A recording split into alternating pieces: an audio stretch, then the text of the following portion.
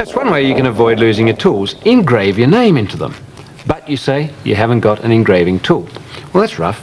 Still, you've got to etch it with strong acid. But the acid is so strong that it could etch holes in you. So don't use that. It's too dangerous. You can, however, etch your name, at least into iron tools, with this stuff. And it's good. It's copper sulfate. And although it's mildly poisonous, it's so safe it's sold in gardening stores because you put it on certain plants. And if you add it to water, you don't need very much. In fact, that's going to be oodles more than I need. It's the copper sulfate crystals dissolved in a bit of water. In fact, I've put more crystals than will dissolve so that the water, which has gone a bright blue, has as much copper sulfate as it will hold. And that's my etching liquid. Very safe. Well, how do we go about it? First of all, prepare the tool. I'm going to prepare a steel or iron chisel here. Make sure it's absolutely clean. Get all the fat and the grease and everything like that off. And a bit of steel will also cut off any varnish that might be there to protect it. So there's just naked iron or steel sitting there. The next thing you have to do is to work out what you'll write with. Although a pen may work, it might react with the copper sulfate. So I've trimmed a brush here to a very fine point.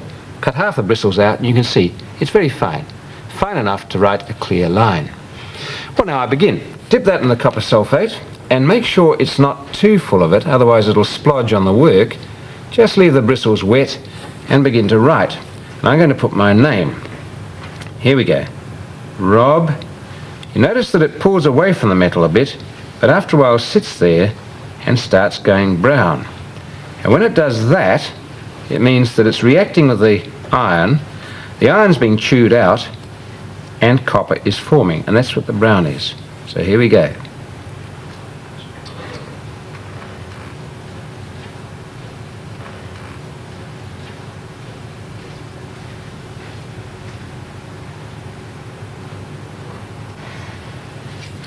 And there we are. That's finished. You can see the entire name is now appearing as sort of rusty red. That's copper forming. Now I don't really want the copper. I want the etched metal underneath. But I wouldn't wipe that off. If you do, you'll smear copper sulfate all over the iron and destroy the work. So wash it off, either under a tap or, if you're imprisoned like me here, in water. That gets rid of the copper sulfate, and now you can work on the blade. You'll see that as I wipe that down, most of the copper will come away, and I've got a sort of name left there. If you want to get the last bits of copper out, go back to your steel wool and rub it down, and it won't take the name off because it's etched into the steel.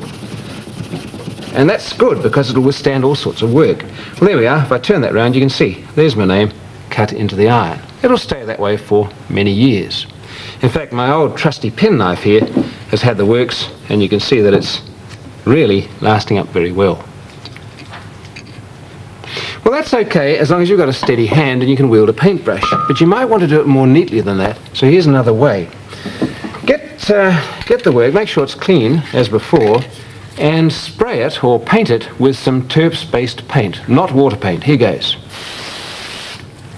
Make it a fairly thin layer, and then you'll have to wait until that's dried enough to be sticky to the touch, but not enough to flow when you do things to it. We'll have to let that go for a bit. Now I've already done that, so let's see how this one is going. First of all, yes, it's sticky to touch, and yes, I can make a mark through to the steel. Well, let's put it flat, and once again, with a chisel point, which I've made out of a match, write my name. And you'll see it's a more controlled name. Here we go. R-O-B.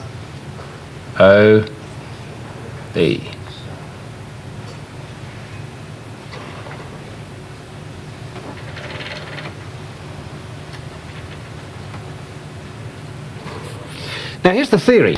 When you put the copper sulfate onto that, you can be fairly sort of rough with it because it can't get through the paint. That repels water and therefore copper sulfate. But it will go through the scratches. And because you've controlled the scratches, it should give you a nice fine deposit of copper. And in fact I can see that beginning to react already with the stuff under the paint, the iron under the paint. Well, that takes a while to react. So I'm going to put it to one side, but all you'd have to do would be to wash it off with water, clean it off with terps, and up would come your finished article. And this is what that would look like. You see, it's rather a better finish. It's a much cleaner line.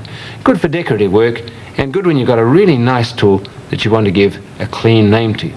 So there you are. You can copper sulfate etch even if you don't have an etching tool.